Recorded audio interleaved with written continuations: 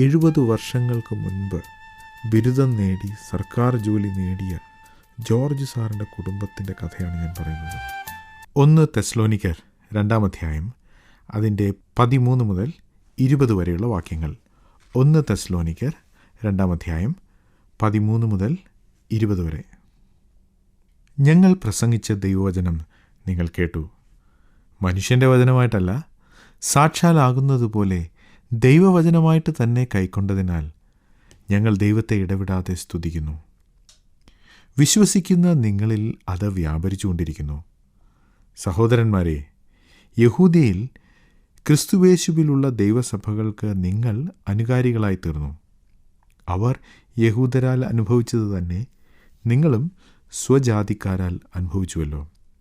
യഹൂദർ കർത്താവായ യേശുവിനെയും സ്വന്തം പ്രവാചകന്മാരെയും കൊന്നവരും ഞങ്ങളെ ഓടിച്ചു കളഞ്ഞവരും ദൈവത്തെ പ്രസാദിപ്പിക്കാത്തവരും സകല മനുഷ്യർക്കും വിരോധികളും ജാതികൾ രക്ഷിക്കപ്പെടേണ്ടതിനായി ഞങ്ങൾ അവരോട് പ്രസംഗിക്കുന്നത് വിലക്കുന്നവരുമാകുന്നു.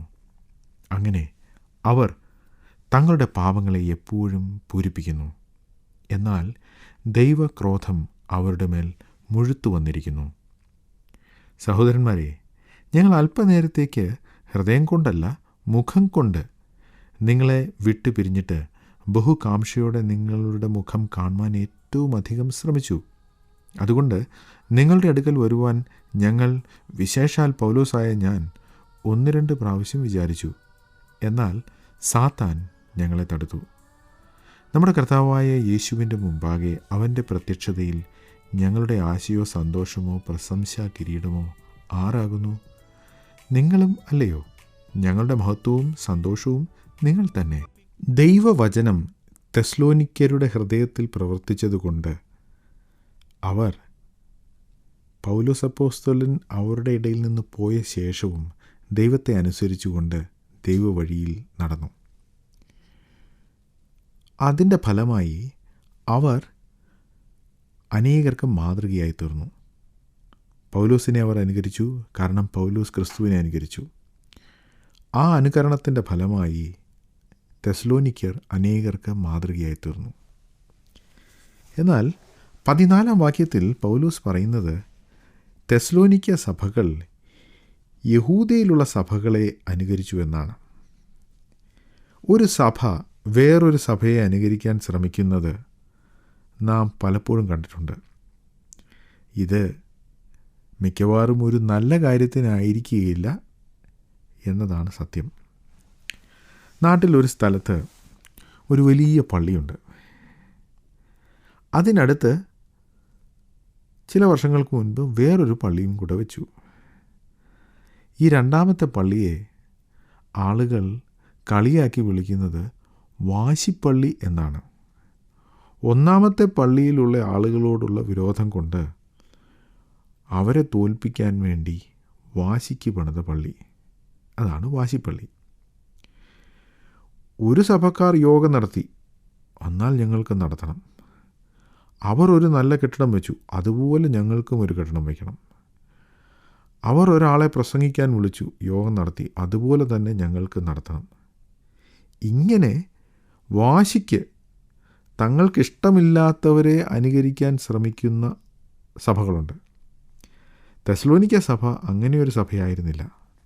മറിച്ച് ഇവർ ദൈവത്തെ അനുസരിച്ചതുകൊണ്ട് ഇവർക്ക് മുമ്പ് ദൈവത്തെ അനുസരിച്ച ആളുകളെ അവർ അനുകരിച്ചു. ഇവർ അനുകരിച്ചു എന്ന് പറയുമ്പോൾ നമ്മൾ വിചാരിക്കും എന്തോ വലിയ നല്ല കാര്യം അവർക്കുണ്ടായി എന്നാണ്. എന്നാൽ പൗലോസ് അത് വിശദീകരിക്കുന്നു. ഇവർ യഹൂദയിലുള്ള സഭകളെ എങ്ങനെയാണ് അനുകരിച്ചത്? അവർ യഹൂദരാൽ അനുഭവിച്ചത് തന്നെ നിങ്ങളും സ്വജാതിക്കാരാൽ അനുഭവിച്ചുവല്ലോ.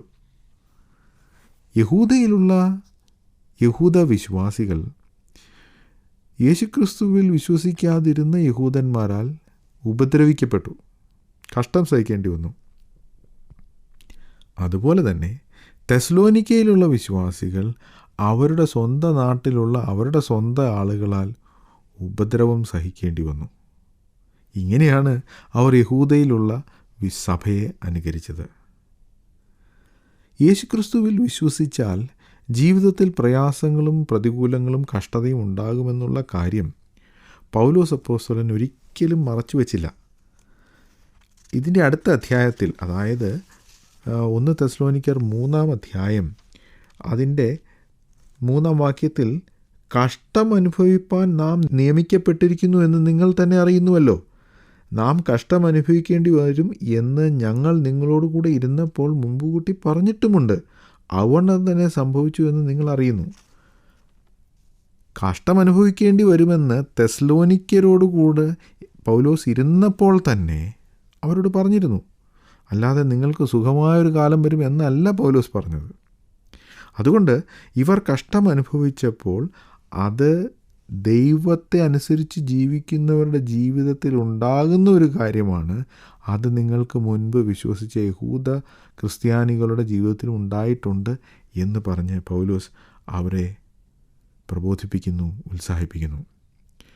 കഷ്ടം അനുഭവിക്കുവാൻ നമുക്ക് വരം നൽകിയിരിക്കുന്നു എന്ന് ഫിലിപ്പ് ലേഖനത്തിൽ നാം വായിക്കുന്നു. അതുകൊണ്ട് കഷ്ടങ്ങളാൽ ആരും കുലുങ്ങിപ്പോകാതിരിക്കണം. അതാണ് പൗലോസ് ഇവിടെ ഉദ്ദേശിക്കുന്നത്. മാത്രമല്ല, കഷ്ടം സഹിക്കുന്നത് ദൈവേഷ്ടമാണ് എന്ന് പത്രോസ് അപ്പോസ്തലൻ പറയുന്നുണ്ട്. കഷ്ടം അനുഭവിക്കുമ്പോൾ നമുക്ക് വിശ്വാസവും പ്രത്യാശയും സിദ്ധതയും ഒക്കെ വർദ്ധിക്കുന്നുവെന്ന് റോമലേഖനത്തിൽ പൗലോസ് പറയുന്നു.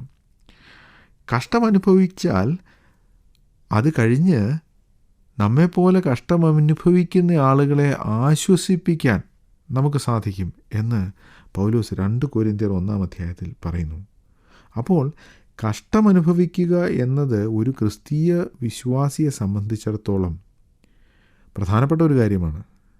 നാം വായിക്കുന്നുണ്ട്, അപ്പോസ്തലന്മാർ അവരെ യഹൂദന്മാർ പിടിച്ച് അടിച്ചപ്പോൾ അത് കഴിഞ്ഞ് അവർ സന്തോഷിച്ചുകൊണ്ട് പോയി. ദൈവനാമത്തിനു വേണ്ടി ശിക്ഷ അല്ലെങ്കിൽ പീഡനം സഹിക്കേണ്ടി വന്നു എന്ന കാര്യത്തിൽ അവർ സന്തോഷിച്ചു എന്നാണ് നാം വായിക്കുന്നത്. ദൈവേഷ്ടപ്രകാരം കഷ്ടം സഹിക്കുക എന്നുള്ളത് ദൈവത്തിൻ്റെ പരിപാടിയിലുള്ള കാര്യമാണ്. അത് വിചാരിച്ച് ആരും ഭയപ്പെടേണ്ട, കഷ്ടം അനുഭവിക്കുമ്പോൾ ആരും നിരാശപ്പെടേണ്ട. ഇതാണ് പൗലോസ് അവരെ പ്രബോധിപ്പിക്കുന്നത്. നിങ്ങൾ കഷ്ടമനുഭവിക്കുന്നതിൽ യഹൂദയിലുള്ള നിങ്ങൾക്ക് മുൻപ് യഥാർത്ഥമായി വിശ്വസിച്ച സഭകളെ അനുകരിക്കുകയാണ്. അതേ കാര്യം നിങ്ങളുടെ സഭയിലും സഭയായി നിങ്ങളും അനുഭവിക്കുന്നു.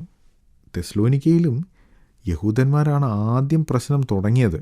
അതിനുശേഷം തെസ്സലോനിക്കക്കാരായ ആളുകളും ക്രിസ്ത്യാനികളെ ഉപദ്രവിച്ചു. അതുകൊണ്ട് യഹൂദന്മാരുടെ നിമിത്തം ക്രിസ്തീയ സഭകൾക്ക് ആദ്യ നൂറ്റാണ്ടിൽ വളരെയധികം ബുദ്ധിമുട്ടുകളുണ്ടായി. അവരുടെ പാപത്തെക്കുറിച്ചാണ് പിന്നീട് പൗലോസ് അപ്പോസ്തലൻ അവിടെ പറയുന്നത്. 15-ാം വാക്യത്തിൽ, യഹൂദ്യർ കർത്താവായ യേശുവിനെയും സ്വന്തം പ്രവാചകന്മാരെയും കൊന്നവരും ഞങ്ങളെ ഓടിച്ചു കളഞ്ഞവരും ദൈവത്തെ പ്രസാദിപ്പിക്കാത്തവരും സകല മനുഷ്യർക്കും വിരോധികളും ജാതികൾ രക്ഷിക്കപ്പെടേണ്ടതിനായി ഞങ്ങൾ അവരോട് പ്രസംഗിക്കുന്നത് വിലക്കുന്നവരുമാകുന്നു. അങ്ങനെ അവർ തങ്ങളുടെ പാപങ്ങളെ എപ്പോഴും പൂരിപ്പിക്കുന്നു. എന്നാൽ ദൈവക്രോധം അവരുടെ മേൽ മുഴുത്തു വന്നിരിക്കുന്നു. പൗലോസ് യഹൂദന്മാരുടെ പാപത്തിൻ്റെ ഒരു ലിസ്റ്റാണ് ഇവിടെ പറയുന്നത്. ആ ലിസ്റ്റ് നമുക്കൊന്നുകൂടെ നോക്കാം. കർത്താവായ യേശുവിനെ കൊന്നവർ, സ്വന്തം പ്രവാചകന്മാരെ കൊന്നവർ, ഞങ്ങളെ അതായത് അപ്പോസ്തലന്മാരെ ഓടിച്ചു കളഞ്ഞവർ, ദൈവത്തെ പ്രസാദിപ്പിക്കാത്തവർ, സകല മനുഷ്യർക്കും വിരോധികൾ, ജാതികൾ രക്ഷിക്കപ്പെടാതിരിക്കേണ്ടതിനായി അവരോട് പ്രസംഗിക്കുന്നത് വിലക്കുന്നവരും ആണ് യഹൂദന്മാർ. ഈ പാപങ്ങളിൽ ഏതാണ് ഏറ്റവും വലിയ പാപം? അത് നാം ചിന്തിച്ചാൽ പല സംശയവും നമുക്ക് തോന്നും. കർത്താവായ യേശു ക്രിസ്തുവിനെ കൊന്നതല്ലേ ഏറ്റവും വലിയ പാപം? പ്രവാചകന്മാരെ കൊന്നതല്ലേ വലിയ പാപം? അപ്പോസ്തലന്മാരെ ഓടിച്ചില്ലേ, അത് വലിയ പാപമല്ലേ? എന്നാൽ ഈ ലിസ്റ്റിൻ്റെ അവസാനം ഒരു പാപം പറയുന്നുണ്ട്. ആ പാപം ജാതികൾ രക്ഷിക്കപ്പെടേണ്ടതിനായി ഞങ്ങൾ അവരോട് പ്രസംഗിക്കുന്നത് വിലക്കുന്നവരുമാകുന്നു. അത് കഴിഞ്ഞ് പറയുകയാണ്, അങ്ങനെ അവർ തങ്ങളുടെ പാപങ്ങളെ എപ്പോഴും പൂരിപ്പിക്കുന്നു. ഈ ലിസ്റ്റിലുള്ള അവസാനത്തെ കാര്യം ചെയ്തു കഴിഞ്ഞപ്പോൾ അവർ അവരുടെ പാപങ്ങളെ പൂരിപ്പിക്കുക എന്ന് പറഞ്ഞാൽ എന്താണ്? നമുക്കറിയാം, വിട്ടുപോയത് പൂരിപ്പിക്കുക എന്ന ചോദ്യക്കടലാസിൽ നാം കണ്ടിട്ടുണ്ട്. ഒരു വാക്ക് അല്ലെങ്കിൽ 2 വാക്കുകൾ വിട്ടുപോയിരിക്കുന്നു. അത് ചേർത്ത് എഴുതിയാൽ ആ വാചകത്തിൻ്റെ അർത്ഥം പൂർണ്ണമാകും. അതാണ് പൂരിപ്പിക്കുക എന്നതിൻ്റെ അർത്ഥം. യഹൂദന്മാർ പല പാപങ്ങൾ ചെയ്തു. മിശിഹയെ കൊന്നുകളഞ്ഞു, പ്രവാചകന്മാരെ കൊന്നുകളഞ്ഞു, അപ്പോസ്തലന്മാരെ ഓടിച്ചു, സകല ജാതികളോടും അവർ വിരോധമുള്ളവരാണ്, ദൈവത്തെ പ്രസാദിപ്പിക്കാത്തവരാണ്. എന്നാൽ അവസാനമായി അവർ ചെയ്യുന്ന പാപം അത് ജാതികൾ വിശ്വസിക്കാതിരിക്കത്തക്കവണ്ണം അപ്പോസ്തലന്മാർ, സുവിശേഷകന്മാർ പ്രസംഗിക്കുന്നതിനെ തടയുന്നു. മറ്റുള്ളവർക്ക് സ്വർഗരാജ്യം അടച്ചു കളയുന്നു. ആ പാപം അവർ ചെയ്തു കഴിഞ്ഞപ്പോൾ അവരുടെ പാപം പൂരിപ്പിക്കപ്പെട്ടു. എന്ന് പറഞ്ഞാൽ അവരുടെ പാപം പൂർണ്ണമായി, ഇനി ഒന്നും ചെയ്യാനില്ലാതെ വണ്ണം എല്ലാ പാപത്തിലും അവർ പൂർണ്ണരായി. ഈ പാപങ്ങളുടെ ലിസ്റ്റ് ഒന്ന് നോക്കിയാൽ നിങ്ങൾക്കൊരു കാര്യം മനസ്സിലാകും. ഈ ലിസ്റ്റിൻ്റെ ആദ്യം പറയുന്ന പാപം ചെയ്തവർക്കൊക്കെ മാനസാന്തരപ്പെടാൻ സാധിച്ചു. ഉദാഹരണത്തിന്, കർത്താവായ യേശുക്രിസ്തുവിനെ ക്രൂശിച്ചു കൊന്ന യഹൂദന്മാരോടാണ് പത്രോസ് അപ്പോസ്തലൻ പെന്തക്കോസ്ത് നാളിൽ പ്രസംഗിച്ചത്, നിങ്ങൾ കുരിശിച്ചു കൊന്ന യേശുവിനെ. അവർ ഹൃദയത്തിൽ കൊട്ടുകൊണ്ട് അവരിൽ ചിലർ വിശ്വസിച്ചു. അവർ മാനസാന്തരപ്പെട്ടു, യേശുവിൽ വിശ്വസിച്ചു. അവരുടെ പാപങ്ങളെ അവർക്ക് ക്ഷമിച്ചു കിട്ടി. അതുപോലെ തന്നെ അപ്പോസ്തലന്മാരെ ഉപദ്രവിക്കുന്നവർ, സുവിശേഷം പ്രസംഗിക്കുന്നവരെ ഉപദ്രവിക്കുകയും കൊല്ലുകയും ഓടിക്കുകയും ചെയ്യുന്നവർ, അവർക്ക് മാനസാന്തരപ്പെടാൻ സാധിച്ചു. അതിൻ്റെ ഏറ്റവും നല്ല ഉദാഹരണമാണ് പൗലോസ് അപ്പോസ്തലൻ. ദമസ്കോസിലുള്ള ക്രിസ്ത്യാനികളെ മുഴുവൻ പിടിച്ച് കൊല്ലുവാൻ പോയ പൗലോസ് യേശു ക്രിസ്തു ദൈവമാണെന്ന് മനസ്സിലാക്കിയപ്പോൾ തനിക്കൊരു മാനസാന്തരമുണ്ടായി. തനിക്ക് ദൈവകൃപ അനുഭവിക്കുവാനിടയായി. അങ്ങനെ ദൈവത്തെ പ്രസാദിപ്പിക്കാതെ ജീവിച്ചിരുന്നവർക്കും മാനസാന്തരപ്പെട്ട് ദൈവപ്രസാദം സ്വീകരിക്കുവാനുള്ള അവസരമുണ്ടായിട്ടുണ്ട്. എന്നാൽ സുവിശേഷം സത്യമാണെന്ന് മനസ്സിലാക്കിയിട്ട് അത് വിശ്വസിക്കാതിരിക്കുകയും, ആളുകൾ ഇത് വിശ്വസിച്ചാൽ അവർ ദൈവരാജ്യത്തിൽ പ്രവേശിക്കും, ദൈവിക അനുഗ്രഹം അവർക്ക് ലഭിക്കും എന്ന് മനസ്സിലാക്കി അതിൻ്റെ ഫലമായി ആളുകളെ സുവിശേഷം വിശ്വസിക്കുന്നതിൽ നിന്നും സുവിശേഷം കേൾക്കുന്നതിൽ നിന്നും തടയുന്ന ആളുകളുണ്ട്. അവർക്ക് രക്ഷയില്ല. അതാണ് അവരുടെ അവസാനത്തെ പാപം. കാരണം അവർക്ക് സുവിശേഷം ദൈവവചനമാണെന്നും ദൈവശക്തിയാണെന്നും ഇത് വിശ്വസിച്ചാൽ നിത്യജീവനുണ്ടെന്നും അറിയാം. അത് അറിഞ്ഞിട്ടും വിശ്വസിക്കാതിരിക്കുകയും അത് വിശ്വസിക്കുവാൻ മറ്റുള്ളവരെ അനുവദിക്കാതിരിക്കുകയും ചെയ്യുക അവരുടെ പാപം പൂർണ്ണമായി എന്നാണ് പൗലോസ് അപ്പോസ്തലൻ പറയുന്നത്. ഉൽപ്പത്തി പുസ്തകം 15-ാം അധ്യായത്തിൽ അബ്രഹാമിനെ ദൈവം അനുഗ്രഹിക്കുമ്പോൾ അബ്രഹാമുമായി ദൈവം ഒരു ഉടമ്പടി ചെയ്യുന്നുണ്ട്. നിൻ്റെ മക്കൾ മിസ്രൈമിൽ 400 വർഷം ഉണ്ടായിരിക്കും, അതിനുശേഷം അവർ മടങ്ങി വന്ന് കനാൻ ദേശം കൈവശമാക്കും എന്ന് ദൈവം അബ്രഹാമിനോട് പറഞ്ഞു. അവിടെ ദൈവം പറയുന്ന ഒരു കാര്യമുണ്ട്. ഇപ്പോൾ കനാനിൽ താമസിക്കുന്ന അമോര്യരുടെ പാപം പൂർണ്ണമായിട്ടില്ല എന്ന് പറഞ്ഞാൽ, അമോര്യരുടെ അതിക്രമം പൂർണ്ണമാകുമ്പോൾ പിന്നെ ദൈവം മറ്റൊന്നും ചെയ്യുകയില്ല, അവരെ ശിക്ഷിക്കും, അവരെ മാറ്റിക്കളയും. ഈ യഹൂദന്മാരെക്കുറിച്ച് പൗലോസ് പറയുന്നത് അതാണ്. ഞങ്ങൾ സുവിശേഷം പ്രസംഗിക്കുന്നത് തടയുക വഴി യഹൂദന്മാർ ദൈവത്തിൻ്റെ കോപത്തെ തടയുന്ന എല്ലാ തടസ്സങ്ങളും മാറ്റി. ഇനി ദൈവകോപം അവരുടെ മേൽ വരും, അതല്ലാതെ വേറൊരു ഉപശാന്തി ഇല്ല എന്നാണ് ഞാൻ പറയുന്നത്. അത് വാസ്തവമായിരുന്നു. AD 70 റോമൻ സേനാധിപനായ ടൈറ്റസിൻ്റെ നേതൃത്വത്തിൽ റോമൻ സൈന്യം വന്ന് യഹൂദന്മാരുടെ തലസ്ഥാനമായിരുന്ന യെരുശലേമിനെ നശിപ്പിച്ച് യഹൂദന്മാരെ മുഴുവൻ കനാൻ നാട്ടിൽ നിന്നും ഓടിച്ചു കളഞ്ഞു. കാരണം അവർ ചെയ്ത അവസാനത്തെ പാപം ആളുകൾ സുവിശേഷം വിശ്വസിക്കാതിരിക്കുവാൻ വേണ്ടി, യേശുക്രിസ്തുവിൽ വിശ്വസിക്കാതിരിക്കുവാൻ വേണ്ടി ദേവദാസന്മാരുടെ പ്രസംഗം തടഞ്ഞു, അവരുടെ സന്ദേശത്തെ എതിർത്തു. ഇത് വളരെയധികം ശ്രദ്ധിക്കേണ്ട, സൂക്ഷിക്കേണ്ട ഒരു പാപമാണ്. ഞങ്ങളുടെ നാട്ടിൽ സുവിശേഷം പറഞ്ഞ ഒരു സുവിശേഷകനുണ്ട്. അദ്ദേഹത്തിൻ്റെ പേരാണ് KK ചാക്കോ. ചാക്കോച്ചൻ ഉപദേശി ഞങ്ങളുടെ അടുത്തുള്ള ഒരു സ്ഥലത്ത് പോയി സുവിശേഷം പ്രസംഗിച്ചു. സുവിശേഷം കേട്ട് ആ നാട്ടിലുണ്ടായിരുന്ന പല ആളുകളും താല്പര്യം കാണിച്ചു. അവർ വിശ്വാസത്തിലേക്ക് വരുവാൻ തയ്യാറായി. അവർക്ക് വേണ്ടി താൻ ഒരു ബൈബിൾ ക്ലാസ് അറേഞ്ച് ചെയ്തു. ആഴ്ചയിൽ 1-2 ദിവസം താൻ പോകും. രാത്രിയിൽ ഒരു 10-15 ആളുകൾ വരും. അവരൊക്കെ ദൈവവചനം കേൾക്കും. ഈ കൂട്ടത്തിൽ ഒരു അധ്യാപകനുണ്ടായിരുന്നു. ഞാൻ പറയുന്നത് ഒരു 60-70 വർഷം മുമ്പത്തെ കാര്യമാണ് എന്നോർക്കണം. ആ അധ്യാപകൻ്റെ പേര് ജോർജ് എന്ന് നമുക്ക് അദ്ദേഹത്തെ വിളിക്കാം. ഈ അധ്യാപകനും വളരെ താല്പര്യത്തോടെ ചാക്കോച്ചൻ ഉപദേശിയുടെ ബൈബിൾ ക്ലാസ് കേൾക്കാൻ വന്നുകൊണ്ടേയിരുന്നു. എല്ലാവർക്കും സുവിശേഷം മനസ്സിലായി. യേശുക്രിസ്തുവിൽ വിശ്വസിച്ചാൽ പാപമോചനവും നിത്യജീവനും ഉണ്ടെന്ന് അവർക്ക് മനസ്സിലായി. അവർ വിശ്വാസത്തിൻ്റെ അനുസരണം പ്രവൃത്തിയിലൂടെ പ്രകടിപ്പിക്കുവാൻ തീരുമാനിച്ചു. അവരിൽ മിക്ക പേരും ഇത് സത്യമാണ്, ഇതനുസരിക്കണം, ഇതനുസരിക്കുന്നതിൻ്റെ അടയാളമായി വിശ്വാസ സ്നാനം ഏൽക്കണം എന്ന് അവർ തീരുമാനിച്ചു. ഈ ജോർജ് സാറിനും കാര്യമൊക്കെ മനസ്സിലായി. തൻ്റെ കൂടെയുള്ള ഇത്രയും ആളുകൾ അവർ സുവിശേഷം വിശ്വസിച്ചു, അവരൊക്കെയും ദൈവത്തെ അനുസരിക്കാൻ പോവുകയാണെന്നും അയാൾക്ക് മനസ്സിലായി. എന്നാൽ ജോർജ് സാറിന് ദൈവവചനം അനുസരിക്കാൻ മനസ്സില്ലായിരുന്നു. മറ്റുള്ളവരൊക്കെ ദൈവത്തെ അനുസരിച്ചാൽ താൻ ഒറ്റപ്പെട്ടു പോകുമെന്നുള്ള പേടിയോ എന്തോ ജോർജ് സാർ ഒരു കാര്യം ചെയ്യാൻ തീരുമാനിച്ചു. അദ്ദേഹം അടുത്ത ദിവസം ഈ ബൈബിൾ ക്ലാസ്സിന് വന്നിരുന്ന ഓരോരുത്തരുടെയും വീടുകളിൽ പോയി അവരുടെ വീട്ടിലുള്ള ആളുകളോട് പറഞ്ഞു, ഇവൻ സുവിശേഷം വിശ്വസിച്ചു, ആ ചാക്കോച്ചൻ ഉപദേശിയുടെ കൂടെ കൂടാൻ പോവുക. എല്ലാ വീട്ടിലും ചെന്ന് ഈ ജോർജ് സാർ ഇത് പറഞ്ഞു.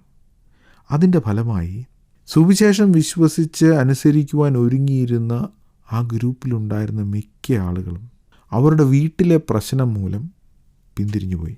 പാവം ചാക്കോച്ചൻ ഉപദേശി താൻ ബൈബിൾ ക്ലാസ് എടുത്ത ആളുകളൊക്കെയും മാനസാന്തരപ്പെട്ട് വിശ്വാസത്തിലേക്ക് വരുമെന്ന് പ്രതീക്ഷിച്ചു. പക്ഷേ പിറ്റേ ആഴ്ച മുതൽ ആരും ബൈബിൾ ക്ലാസ്സിന് വരാതായി. അനേക നാളുകൾ രാത്രിയിൽ താൻ കഷ്ടപ്പെട്ട് പോയി ബൈബിൾ ക്ലാസ് എടുത്തതൊക്കെ വെറുതെയായി എന്ന നിരാശയോടെ ചാക്കോച്ചൻ ഉപദേശി മടങ്ങിപ്പോന്നു. ജോർജ് സാർ അത് കണ്ട് ഊറിച്ചിരിച്ചു. അന്ന് ജോർജ് സാർ മിടുക്കനായി. എന്നാൽ വർഷങ്ങൾ ചിലത് കഴിഞ്ഞു. ജോർജ് സാറിന് പ്രൊമോഷൻ കിട്ടി. അദ്ദേഹം ഹെഡ് മാസ്റ്ററായി. അത് കഴിഞ്ഞ് താൻ വിരമിച്ചു. താൻ വിരമിച്ചതിന് ശേഷമാണ് ഞാൻ ജോർജ് സാറിനെ കാണുന്നത്. എനിക്ക് ഓർമ്മ വെച്ചപ്പോൾ തന്നെ കൊമ്പൻ മീശയും നരച്ച മുടിയുമുള്ള ജോർജ് സാർ. പക്ഷേ ഞാൻ എപ്പോഴും ഓർത്തിരിക്കുന്ന ഒരു കാര്യം, ഈ ജോർജ് സാർ ഒരു മുഴുക്കുടിയനായിരുന്നു. മദ്യം ഉപയോഗിക്കാതെ ഒരിക്കലും ഞാൻ അദ്ദേഹത്തെ കണ്ടിട്ടില്ല. അദ്ദേഹത്തിൻ്റെ ജീവിതത്തിൻ്റെ അവസാനമാകാറായപ്പോഴേക്കും മദ്യപിച്ച് വഴിയിൽ എവിടെയെങ്കിലും കിടക്കുന്നത് സ്ഥിരമായി കാണാമായിരുന്നു. അതുപോട്ടെ, അദ്ദേഹത്തിൻ്റെ കുടുംബത്തേക്കൊന്ന് നോക്കാം. ഈ ജോർജ് സാറിന് 6 മക്കളുണ്ടായിരുന്നു. അതിൽ 2 പേർ മരിച്ചുപോയി. 2 പേരും ചെറുപ്പത്തിൽ തന്നെ മരിച്ചത്. ഒരു മകൻ, അവൻ മുക്കുടിയനായിരുന്നു. അവൻ ആരുടെയോ കൂടെ ജീപ്പിൽ കയറി എവിടെയോ പോയി. ആ ജീപ്പ് മറിഞ്ഞു. ഇവൻ ജീപ്പിൽ നിന്ന് വീണു. ജീപ്പിൽ നിന്ന് വീണത് പശുവിനെ കെട്ടുവാൻ വഴി സൈഡിലൊരു കമ്പ് നാട്ടിയിരുന്നു.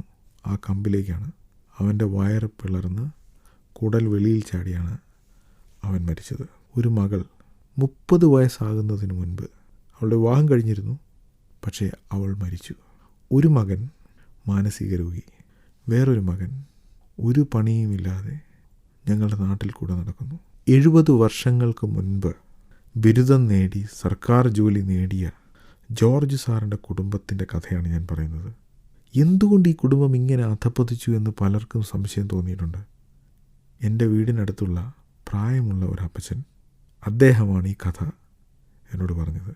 ചാക്കോച്ചൻ സുവിശേഷം പറഞ്ഞ് ആളുകളെ രക്ഷയെങ്കിലേക്ക് നടത്തിയപ്പോൾ അവരെ മുഴുവൻ വിശ്വാസത്തിൽ നിന്ന് പിന്തിരിപ്പിക്കുവാൻ വേണ്ടി പ്രയത്നിച്ച ജോർജ് സാർ. ചാക്കോച്ചൻ ഉപദേശി അന്ന് വളരെ ദുഃഖിച്ചെങ്കിലും തൻ്റെ കുടുംബവും തൻ്റെ മക്കളും അനുഗ്രഹിക്കപ്പെട്ടു.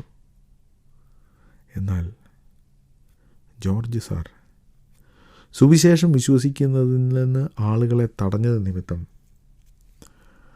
ദൈവത്തിൻ്റെ കോപം, ദൈവത്തിൻ്റെ ശിക്ഷ അയാളുടെ മേലും അയാളുടെ കുടുംബത്തിൻ്റെ മേലും വീണത് ഞാൻ കണ്ടിട്ടുണ്ട്. നമ്മുടെ ജീവിതത്തിൽ ഒരിക്കലും ആളുകൾ ദൈവത്തിൽ വിശ്വസിക്കുവാൻ ഇടയാകുമ്പോൾ അവരെ തടയുന്ന തരത്തിലുള്ളതൊന്നും ചെയ്യാൻ ഇടയാകരുത്. കർത്താവ് പറഞ്ഞു, ചെറിയവരിൽ ഒരുത്തനെ ഇടർച്ച വരുത്തുക എന്ന് പറഞ്ഞാൽ ദൈവത്തെ അനുസരിക്കാതെ അവനെ പിന്തിരിപ്പിക്കുക. അത് ചെയ്താൽ അവൻ്റെ കഴുത്തിൽ ഒരു തിരികല്ല് കെട്ടി കടലിൽ ഇടുന്നതാണ് അവന് നല്ലത്. കടുത്ത ശിക്ഷയാണ്. നാം ഭയപ്പെടണം. നമ്മുടെ ജീവിതം കൊണ്ടോ വാക്കുകൊണ്ടോ പ്രവൃത്തി കൊണ്ടോ ആരെയും ദൈവഭാഗത്ത് വരുന്നതിൽ നിന്നും നാം തടയാൻ പാടില്ല. പൗലോസ് പിന്നെ തെസ്സലോനിക്കയിലുള്ള വിശ്വാസികളെ, സഹോദരന്മാരെ, ഞങ്ങൾ അല്പസമയം ഹൃദയം കൊണ്ടല്ല മുഖം കൊണ്ട് നിങ്ങളെ വിട്ടുപിരിഞ്ഞ് ബഹുകാംക്ഷയോടെ നിങ്ങളുടെ മുഖം കാണുവാൻ ഏറ്റവും അധികം ശ്രമിച്ചു. നമുക്കറിയാം തെസ്സലോനിക്കയിലുണ്ടായ ഉപദ്രവം കൊണ്ടാണ് പൗലോസിന് അവിടം വിട്ടു പോകേണ്ടി വന്നത്. പൗലോസ് ഇവിടെ പറയുന്നത്, ഞാൻ പല പ്രാവശ്യം അങ്ങോട്ട് വരാൻ ശ്രമിച്ചു. അന്ന് ഇമെയിലോ ഫോണോ കത്തോ ഒന്നുമില്ലായിരുന്നു. ഒരു കാര്യം പറയണമെങ്കിൽ ഒന്നുകിൽ പോയി പറയണം, അല്ലെങ്കിൽ ആരെങ്കിലും പറഞ്ഞു വിടണം. അതുകൊണ്ട് പൗലോസിന് ഒരിക്കലും ഒരു സന്ദേശം പെട്ടെന്ന് തെസ്സലോനിക്കയിലേക്ക് അയക്കാൻ സാധിച്ചില്ല. തെസ്സലോനിക്കയിലുള്ള വിശ്വാസികൾ പൗലോസ് പോയപ്പോൾ ഞാൻ മടങ്ങി വരാമെന്ന് പറഞ്ഞാണ് പോയത്. ഇത്രയും നാളായിട്ടും പൗലോസിനെ കാണാനില്ലല്ലോ, എന്തുപറ്റി എന്ന സംശയം അവർക്കുമുണ്ട്. അതിനുള്ള സാധ്യതയുമുണ്ട്. പൗലോസ് മടങ്ങിച്ചെന്നാൽ അവരെ വീണ്ടും കണ്ട് സന്തോഷിക്കാനും അവരുമായിട്ടുള്ള സൗഹൃദവും ബന്ധവും പുതുക്കാനും സാധിക്കും എന്ന് പൗലോസ് പ്രതീക്ഷിച്ചു. എന്നാൽ അത് തടഞ്ഞത് സാത്താനാണ് എന്നാണ് നാം വായിക്കുന്നത്. എന്താണ് അതിൻ്റെ കാരണം? ഒരു ചെറിയ തെറ്റിദ്ധാരണ തെസ്സലോനിക്കർക്കുണ്ടാകാൻ സാധ്യതയുണ്ട്. പൗലോസ് ഇവിടെ വന്ന് പ്രസംഗിച്ചു, പക്ഷേ ഇവിടുന്ന് പോയി കഴിഞ്ഞ് പിന്നെ ആളുടെ ഒരു ന്യൂസുമില്ല എന്ന് തെസ്സലോനിക്കർക്ക് ചിന്തിക്കാം. ആ ചിന്തയിൽ, ആ സംശയത്തിൽ അതിലെണ്ണയൊഴിച്ച് ഒരു വഴക്കും ഭിന്നതയുമാക്കി തീർക്കാൻ സാത്താൻ ശ്രമിക്കുകയാണ്. അതുകൊണ്ടാണ് സാത്താൻ പൗലോസിനെ അങ്ങോട്ട് പോകാൻ തടഞ്ഞത്. പൗലോസ് പറഞ്ഞു, ഞാൻ 2 പ്രാവശ്യം ഞാൻ വ്യക്തിപരമായി ശ്രമിച്ചു, പക്ഷേ സാത്താൻ എന്നെ തടഞ്ഞു. 2 കൊരിന്ത്യർ 2-ാം അധ്യായത്തിൽ സഹോദരനോട് ക്ഷമിക്കുന്നതിനോടുള്ള ബന്ധത്തിൽ പൗലോസ് പറയുന്നുണ്ട്, പിശാചിന് ഇടം കൊടുക്കരുത്. നമ്മുടെ ഇടയിൽ എന്തെങ്കിലും ഒരു പ്രശ്നം, ഒരു മിസ്അണ്ടർസ്റ്റാൻഡിങ്, ഒരു ആശയക്കുഴപ്പത്തിൻ്റെ ഒരു സാധ്യതയുണ്ടെങ്കിൽ അതിൽ നിന്നൊരു വഴക്കുണ്ടാക്കാൻ പിശാചിന് സാധിക്കും. പിശാച് അതിന് ശ്രമിക്കുകയും ചെയ്യും. നാം ആ കാര്യത്തിൽ വളരെ ശ്രദ്ധാലുക്കളായിരിക്കണം. പൗലോസ് തെസ്സലോനിക്കയിലുള്ള വിശ്വാസികളെക്കുറിച്ച് പറയുകയാണ്, നിങ്ങളാണ് ഞങ്ങളുടെ സന്തോഷം, ഞങ്ങളുടെ ആശ, ഞങ്ങളുടെ പ്രശംസാ കിരീടം. നമുക്കറിയാം, പ്രശംസാ കിരീടം എന്ന് പറഞ്ഞാൽ നമുക്ക് കിട്ടുന്ന സമ്മാനങ്ങൾ. നമ്മളൊരു വീട്ടിൽ ചെന്നാൽ ആ വീട്ടിലുള്ള ആൾക്ക് അല്ലെങ്കിൽ അയാളുടെ മക്കൾക്ക് ലഭിച്ച സമ്മാനങ്ങൾ അവ എവിടെയാണ് വയ്ക്കുക? ഷോക്കേസിൽ, എല്ലാവരും കാണത്തക്ക വിധത്തിൽ. ഒരാൾക്കൊരു കിരീടമുണ്ടെങ്കിൽ അയാൾ ആ കിരീടം വയ്ക്കുന്നത് അയാളുടെ തലയിലാണ്. മറ്റുള്ളവരുടെ മുമ്പാകെ അഭിമാനത്തോടെ കാണിക്കുന്ന വസ്തുക്കൾ, അതാണ് ഈ ശോഭ, കിരീടം, സന്തോഷം എന്നൊക്കെ പറയുന്നത്.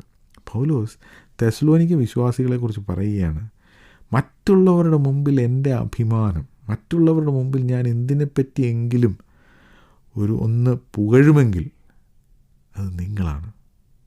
കഷ്ടത്തിലൂടെ കടന്നു പോകുന്ന പാവപ്പെട്ടവരായ തെസ്സലോനിക്ക വിശ്വാസികൾ. അതാണ് പൗലോസ് അപ്പോസ്തലൻ അവരെക്കുറിച്ച് പറഞ്ഞത്. പൗലോസിന് അവരോടുള്ള സ്നേഹത്തെയാണ് താൻ ഈ വാക്കുകളിലൂടെ പ്രകടിപ്പിക്കുന്നത്. ഞങ്ങളുടെ ദൈവമേ, സ്വർഗീയ പിതാവേ, ഞങ്ങളുടെ ജീവിതത്തിൽ ഞങ്ങൾ ഒരിക്കലും മറ്റുള്ളവർ ദൈവവചനം വിശ്വസിക്കുന്നതിൽ നിന്ന് അവരെ തടയുന്നവരായി തീരുവാനിടയാകരുത്. മറിച്ച് മറ്റുള്ളവരെ ദൈവത്തിങ്കിലേക്ക് കൊണ്ടുവരുന്നവരായി തീരുവാനിടയാക്കണമേ. ഞങ്ങളുടെ ഇടയിലുണ്ടാകുന്ന ചെറിയ ആശയക്കുഴപ്പങ്ങൾ, സംശയങ്ങൾ, അതൊന്നും പിശാച് ഉപയോഗിക്കാതെ, പിശാചിന് ഇടം കൊടുക്കാതിരിക്കുവാൻ ഞങ്ങളെ അവിടുന്ന് സഹായിക്കണമേ. ഞങ്ങളുടെ പ്രാർത്ഥന കേട്ടതിനായി സ്തോത്രം. യേശു കർത്താവിൻ്റെ നാമത്തിൽ തന്നെ. ഞങ്ങളെ വിളിക്കുവാൻ ആഗ്രഹിക്കുന്നുവെങ്കിൽ 0988-22-1957 എന്ന നമ്പർ ഉപയോഗിക്കുക. എല്ലാ ബുധനാഴ്ചകളിലും വെള്ളിയാഴ്ചയും രാവിലെ 11 മുതൽ 12 മണി വരെയുള്ള സമയം ഞങ്ങൾ നിങ്ങൾക്കായി പ്രാർത്ഥിക്കുന്നു. പ്രാർത്ഥനയ്ക്കായി വിളിക്കേണ്ട ഫോൺ നമ്പർ 079960010203.